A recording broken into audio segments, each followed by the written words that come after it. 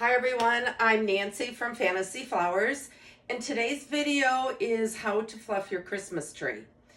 I've had this tree a number of years, and one of the reasons I love this tree so much is that you can see it actually has a real wood base. My other reasons for liking this tree is I like my ornaments to dangle, so I like to have space between my branches in order to put ornaments. And I always laugh because when my friends decorate their trees, they always have like 25 ornaments on their tree. I'm going to guess when I'm done with this tree, I will have close to 500 ornaments. This year, I'm going to be going back to my vintage tree. I've got ornaments that go back to my great-great-grandmother, which would be the late 1800s, all the way through to 1960. I like the vintage look. It's a little time consuming. I have not really, to be honest with you, set up a tree in maybe 5 years because I usually do home decorating at this time of the year, setting up trees for other people. And by the time I got to my tree, I was too tired out to do it. So I would do a very small tree, which is sort of sad because you'd think with all the glorious houses that I decorate that I would have time to do my own.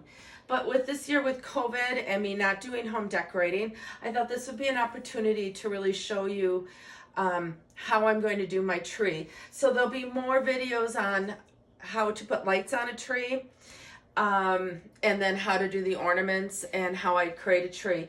But first of all, this was pulled out from my basement storage. And if you really look at it, you might go, well, that doesn't look so bad. Or you pull your tree out of your box. But a tree really requires a lot of fluffing. So what I do is I'm going to stand some up, some out, and I'm going to work them so that they're straight. I also like to have them look natural, so I put a little bend in it.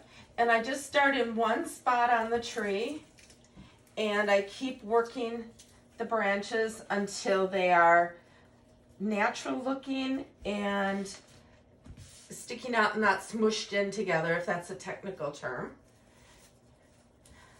So people often ask me about trees and there are definitely some different qualities in trees. I know that a lot of people have gone with the pre-lit, and I love those too because they make your life much easier.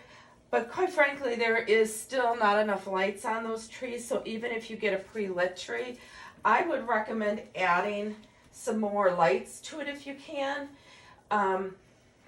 because I think more lights the better. But you can see how I'm working around and how nice this part of the tree looks. And I keep working, spacing, and I like this look. I kind of think it's a little bit like a lodge pole, like you see those out in Colorado a lot, as a real tree.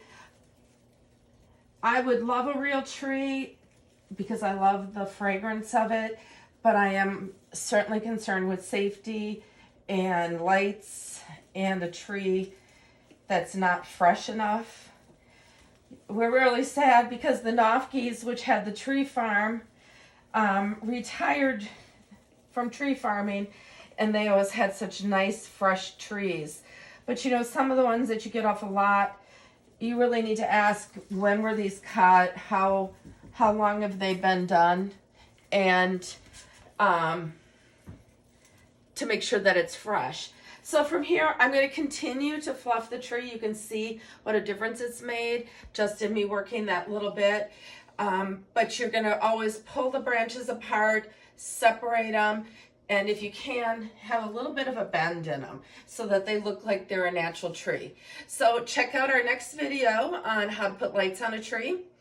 And this is Nancy from Fantasy Flowers. My shop, Fantasy Flowers Gifts and Wine, is located in 106 East Freistadt in Thiensville. We do decorate trees for people, so you can give us a call at 262-242-3732. We look forward to spending the holiday season with you, and thank you for shopping small and independent and supporting me during this difficult COVID time. Have a great holiday season.